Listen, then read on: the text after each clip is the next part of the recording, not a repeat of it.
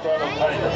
The KC-135 carries up to 200,000 pounds of fuel for transfer to other Air Force, Navy, and Marine Corps aircraft. It is the ability to refuel that prevents our fighter and attack aircraft to strike targets deep in enemy territory, hundreds of miles away from their base, putting the global reach in global power.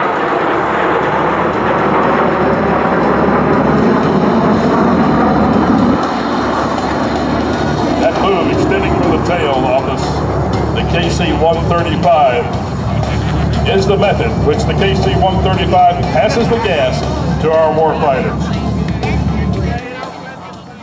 Evading enemy radar, our F-15Es are approaching the field, capable of taking out any airborne threats.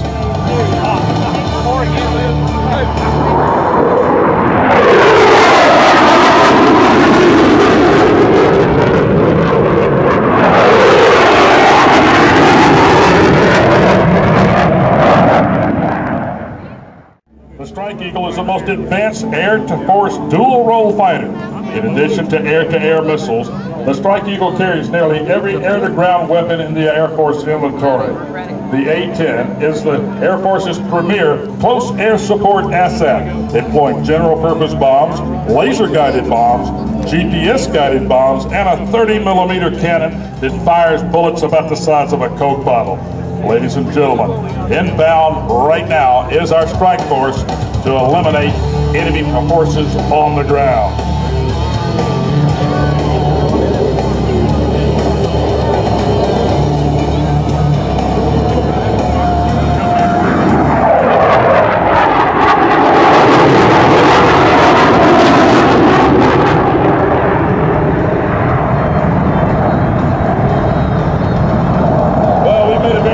Day for the bad guys on the ground as our F-15E Strike Eagle dropped their precision-guided munitions, immediately jinked away from the airfield with a full afterburner and prepared to defend themselves against airborne threats.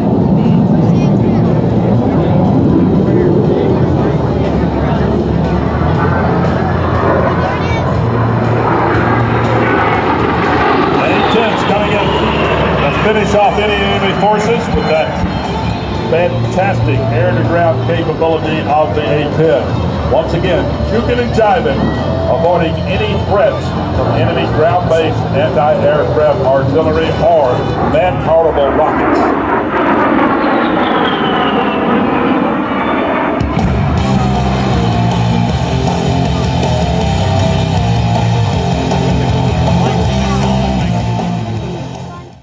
F-15 crew chiefs today here are Airman First Class Nick Spike, Airman First Class Brian Cheatham,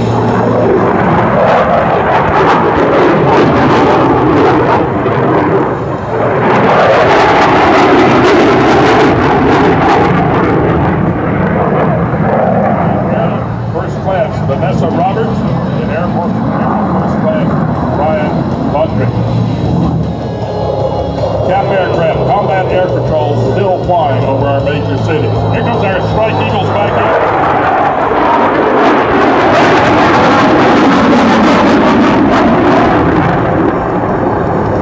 Yeah, I think it's a bad day in Baghdad as they continue to work on the enemy forces across the runway.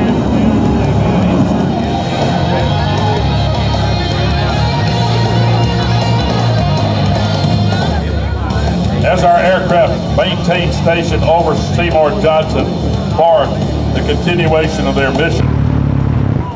Oh yes, those Coke bottles again.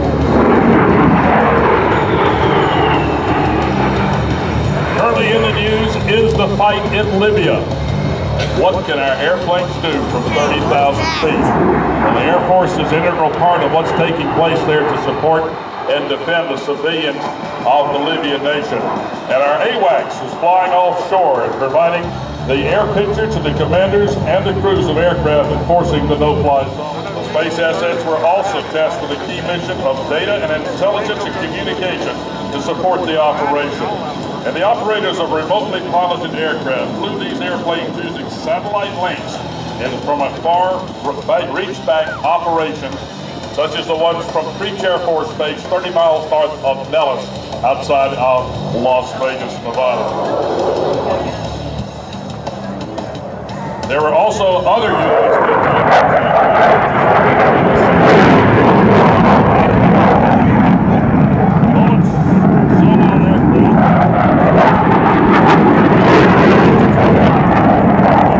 Broadcasting FM, AM, high frequency, and TV bands, providing the Libyan people with the truth about what was going on. KC-135s, the aerial refueling tankers that pass the gas and give that worldwide reach to worldwide power.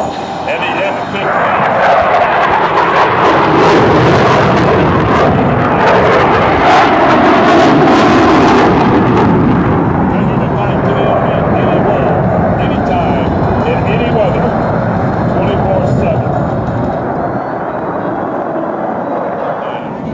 Ladies and gentlemen, please join me in a salute. A big round of applause for the pilots, the crews, and the ground forces that make Seymour Johnson an integral part of our worldwide defense.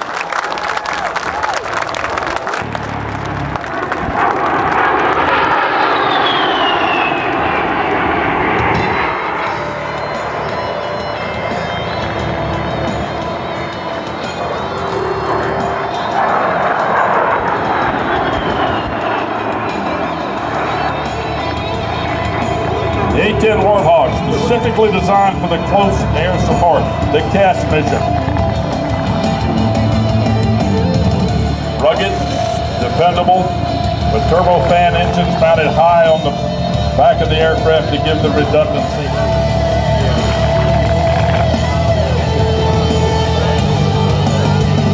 During this combined arms demonstration, the airborne and local commanders will be depending on those ISR assets: intelligence, surveillance, and reconnaissance.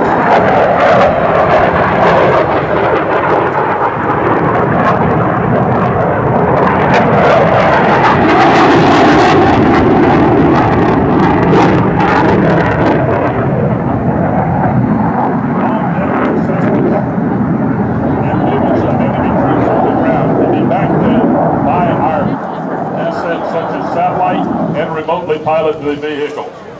It would be possible for a global hawk to be circling at 40,000 feet over Seymour Johnson. The tremendous advances in the United States Air Force capability, a capability that extends across all of our services, has become an important force multiplier in any combat or conflict. Lieutenant Colonel Brenda Radar O'Brien on his wing.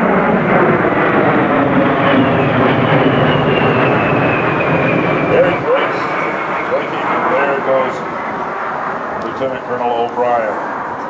Looking back for the approaching here for the initial to landing.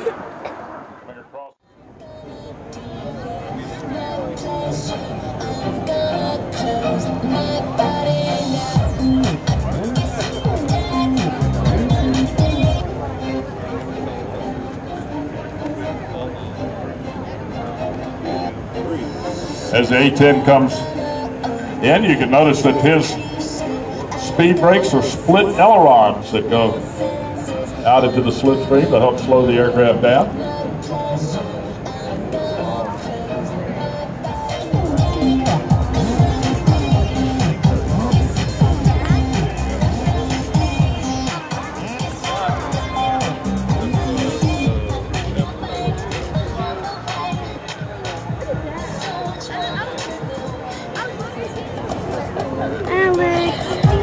Captain Brian Stealth Novich and Major Andrew Ace Gilroy in number 1, Captain Robert Gomer Harms and Captain John Bean Harba flying in number 2, number 3, Major Matt Bingo Morley and Captain Rob S.P.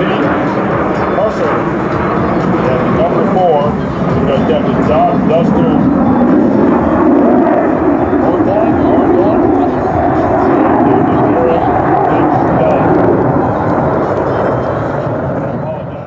under our rights under the United States Constitution and breathe the sweet of freedom.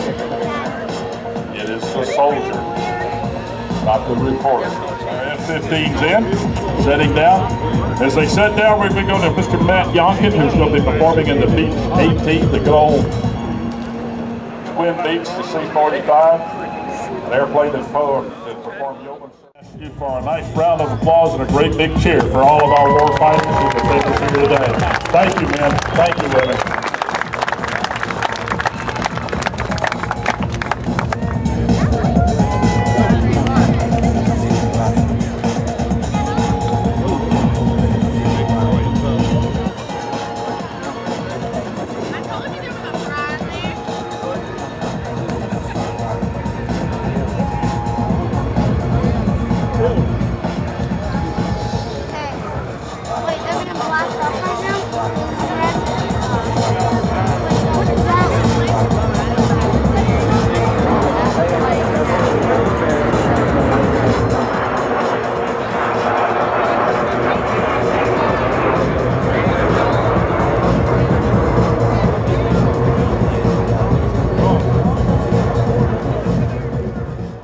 9/11, another of our